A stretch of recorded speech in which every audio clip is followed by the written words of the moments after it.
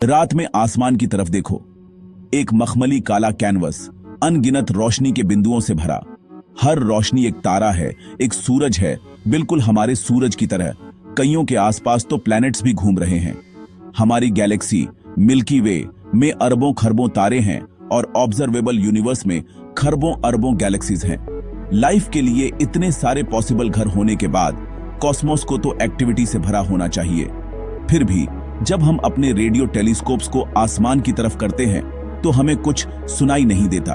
हम दूर के साम्राज्यों की फुसफुसाहट सुनते हैं, एलियन आर्टिस्ट्स के ब्रॉडकास्ट सुनते हैं, एक ऐसी स्पीशीज के सिंपल मैथमेटिकल बीकन सुनते हैं जो बस हेलो कह रही हो। लेकिन हमें जो मिलता है वह सिर्फ यूनिवर्स का ठंडा बेपरवाह शोर है। यह गहरी और अजीब शांति हमारे समय के सबसे बड़े रहस्यों में से एक है। इतने विशाल और इतने पुराने यूनिवर्स में सब लोग कहां हैं? क्या हम पहले हैं? क्या हम आखिरी हैं? या हम बस एक कॉस्मिक ओशन में अकेले हैं? यह शांति हमें इस पॉसिबिलिटी का सामना करने पर मजबूर करती है कि हम पूरी तरह से अकेले हैं, या शायद यह एक और परेशान करने वाली सच्चाई की तरफ इशारा करती है। यूनिवर्स शांत है और हमें यह समझने की जरूरत है कि ऐसा क्यों है। इस पहेली को फर्मी पैराडॉक्स कहते हैं, जिसे फिजिसिस्ट एनरिको फर्मी ने दिया था। उन्होंने एक्स्ट्रा टेरेस्ट्रियल लाइफ की हाई पॉसिबिलिटी पर विचार किया और उसकी तुलना उसके टोटल एविडेंस की कमी से की। उनका सवाल था, सब लोग कहां हैं? यह एक जेन्युइन साइंटिफिक पैराडॉक्स है। यूनिवर्स की एज और साइज को देखते हुए एलियन लाइफ के कॉमन होने की पॉसिबिलिटी ज्यादा लगती है। मिल्की वे को तो बहुत पहले ही कॉलोनाइज हो जाना चाहिए था। तो फिर हमें उनसे क्यों नहीं सुना? उन्होंने विजिट क्यों नहीं किया? किसी भी कांटेक्ट, किसी भी आर्टिफैक्ट, किसी भी सिग्नल की कमी एक गहरा और परेशान करने वाला कंट्राडिक्शन है। क्या लाइफ हमारे सोचने से भी ज्यादा रेयर है? क्या इंटेलिजेंस का एवोल्यूशन एक अविश्वसनीय संयोग है? सवाल सब लोग कहां हैं सिर्फ एलियंस को खोजने के बारे में नहीं है। यह हमारे फ्यूचर और हमारी अपनी स्पीशीज की किस्मत को समझने के बारे में है। फर्मी पैराडॉक्स की एक एक्सप्लेनेशन है ग्रेट फिल्टर। लाइफ के एवोल्यूशन को स्टेप्स की एक सीरीज के रूप में इमेजिन करो। Chemistry, simple life, complex life, intelligence और space faring civilisation. Great filter theory यह प्रपोज करती है कि इस चेन में कहीं ना कहीं एक दीवार है, एक बॉटलनेक है, एक ऐसी चुनौती इतनी मुश्किल है कि लगभग कोई भी सिविलाइजेशन इसे पार नहीं कर पाती। यह फिल्टर लाइफ की शुरुआत ही हो सकता है। शायद नॉन लिविंग केमिकल्स से एक सिंपल सेल्फ रेप्लिकेटिंग सेल तक की छलांग एक लगभग असंभव रूप से रेयर इवेंट है। या फिल्टर आगे हो सकता है। शायद सिंपल लाइफ कॉमन है, लेकिन कॉम्प्लेक्स मल्टीसेल्युलर ऑर्गेनिजम्स तक की छलांग सबसे मुश्किल हिस्सा है।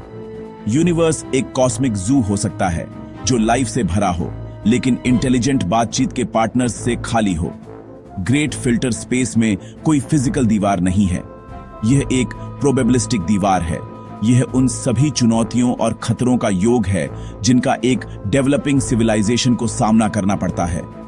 एक मरे हुए प्लैनेट से एक फलते फूलते इंटरस्टेलर सिविलाइजेशन तक का ट्रांजिशन एक स्मूथ गारंटीड रास्ता नहीं है। यह एक खतरनाक जर्नी है और ग्रेट फिल्टर ही वह वजह है जिसके कारण कॉस्मोस इतना खाली दिखता है। ग्रेट फिल्टर हमें यह पूछने पर मजबूर करता है, हम इसके रिलेशन में कहां हैं? पहली पॉसिबिलिटी यह है कि ग्रेट फिल्टर हमारे पीछे है। इसका मतलब है कि लाइफ की चेन में बिगिनिंग स्टेप्स में से एक अविश्वसनीय रूप से मुश्किल हिस्सा था। हमने, इंसानियत ने किसी तरह एक कॉस्मिक लॉटरी जीत ली है। अगर फिल्टर हमारे पास्ट में है तो इसका मतलब है कि हम अपनी गैलेक्सी में उभरने वाली पहली या सबसे पहली इंटेलिजेंट स्पीशीज में से एक हो सकते हैं। यूनिवर्स शांत इसलिए नहीं है क्योंकि सिविलाइजेशन खत्म हो गए हैं, बल्कि इसलिए क्योंकि उनके पास अभी तक पैदा होने का समय नहीं मिला है। दूसरी पॉसिबिलिटी कहीं ज्यादा डरावनी है।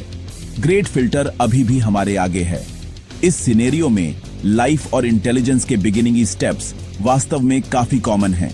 यूनिवर्स हमारी तरह ही युवा डेवलपिंग सिविलाइजेशन से भरा हो सकता है, लेकिन कुछ होता है, कुछ हमेशा होता है।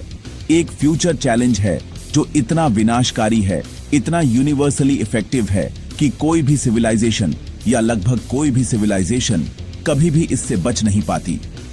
जो शांति हम सुनते हैं वह एक कॉस्मिक कब्रिस्तान की शांति है। हम शायद उसी दीवार के करीब पहुंच रहे हैं जिसने अनगिनत दूसरों को तबाह कर दिया है। अगर ग्रेट फिल्टर रियल है तो यह क्या हो सकता है? कई कैंडिडेट्स हैं, कॉस्मिक एक्सीडेंट्स से लेकर सेल्फ इन्फ्लिक्टेड कैटास्ट्रोफीज तक, मैसिव एस्टेरॉयड इंपैक्ट्स या पास के सुपरनोवा जैसी नेचुरल डिजास्टर्स लाइफ की घड़ी को रीसेट कर सकते हैं।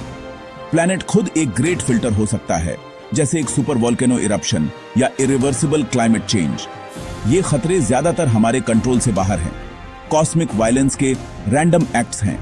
एक सिविलाइजेशन सब कुछ सही कर सकती है और फिर भी एक भटके हुए पत्थर या रेडिएशन के विस्फोट से खत्म हो सकती है। अगर ये इवेंट्स काफी कॉमन हैं, तो वे एक पावरफुल फिल्टर के रूप में काम कर सकते हैं, यह सुनिश्चित करते हुए कि बहुत कम स्पीशीज इंटरस्टेलर ट्रैवल के लिए जरूरी लॉन्गेविटी हासिल कर पाती हैं। सबसे डरावनी पॉसिबिलिटी यह है कि ग्रेट फिल्टर कुछ ऐसा है जिसे हम खुद बनाते हैं। जो इंटेलिजेंस एक स्पीशीज को सितारों तक पहुंचने की ताकत देती है, वही उसे खुद को तबाह करने की भी ताकत देती है। न्यूक्लियर वेपन्स ऐसे सेल्फ मेड फिल्टर से हमारी पहली बड़ी मुलाकात थी। एक ग्लोबल थर्मोन्यूक्लियर वॉर एक न्यूक्लियर विंटर को ट्रिगर कर सकता है, जिससे एग्रीकल्चर तबाह हो सकती है और सोसाइटी ढह सकती है। हमारी इंडस्ट्रियल एक्टिविटी तेजी से क्लाइमेट चेंज का कारण बन रही है, जिससे हमारे एटमॉस्फेयर और ओशंस की केमिस्ट्री बदल रही है। एक जेनेटिकली इंजीनियर्ड पेंडेमिक या आर्टिफिशियल सुपर इंटेलिजेंस का डेवलपमेंट भी पोटेंशियल फिल्टर हो सकते हैं। एक एआई जिसके गोल्स हमारे साथ मेल नहीं खाते हों, वह इंसानियत को एक बाधा के रूप में देख सकता है। हमसे कहीं ज्यादा इंटेलिजेंट चीज को कंट्रोल करने की चुनौती अल्टीमेट टेस्ट हो सकती है। क्या इंसानियत वह एक स्पीशीज हो सकती है जो अपनी टेक्नोलॉजिकल एडोलेसेंस को सक्सेसफुली नेविगेट करती है और ग्रेट फिल्टर को पार करती है? हम वर्तमान में कई पोटेंशियल फिल्टर इवेंट्स का एक साथ सामना कर रहे हैं। क्लाइमेट चेंज, न्यूक्लियर वॉर का रिस्क, पेंडेमिक्स की पॉसिबिलिटी और एआई का उदय, ये सभी हमारी स्पीशीज की विजडम और दूरदर्शिता के एक्टिव टेस्ट हैं। बचने के लिए ग्लोबल कोऑपरेशन और लॉन्ग टर्म थिंकिंग की जरूरत होगी। हम इस प्लैनेट पर पहली स्पीशीज हैं जो उन खतरों से अवेयर है जिनका इसे सामना करना पड़ता है। हमारी अवेयरनेस हमारा सबसे बड़ा एडवांटेज है। हम किस्मत के पैसिव विक्टिम नहीं हैं, हम अपनी डेस्टिनी में एक्टिव पार्टिसिपेंट्स हैं। चुनौती यह है कि अपने नॉलेज का बुद्धिमानी से उपयोग करें और अपनी स्पीशीज के कॉमन गुड के लिए एक्ट कलेक्टिवली। इन चुनौतियों को पार करने का संघर्ष हमारे समय का महान ड्रामा है। हमारी सक्सेस की गारंटी नहीं है, लेकिन हमारे पास महान विनाश और महान क्रिएशन दोनों की कैपेसिटी है।